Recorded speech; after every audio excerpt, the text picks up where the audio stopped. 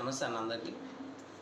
నేను ఈ మధ్యనే యూట్యూబ్లో గట్రా రావాలని ఒక ఇంటెన్షన్. ఎందుకంటే సమాజంలో జరిగే కొన్ని పరిణామాలు వద్దు అనుకున్న, అంటే మనం చూసుకునేదానికి సరిపోతుంది. ఇప్పుడు వరకు అంటే చూసుకుంటాను. ఎందుకంటే బాధలు బాధ్యతలు ఇవన్నీ అనుకుంటూ ఎందుకో నాకు టైం లేక రాబుద్ది కదా.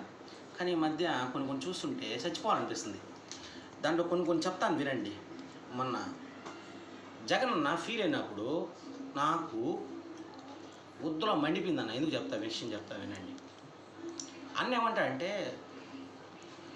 ఏం జరిగిందో నాకు తెలియలా, ఎవరు మోసం చేశారని చెప్పాలో నాకు అర్థం కావట్లేదు,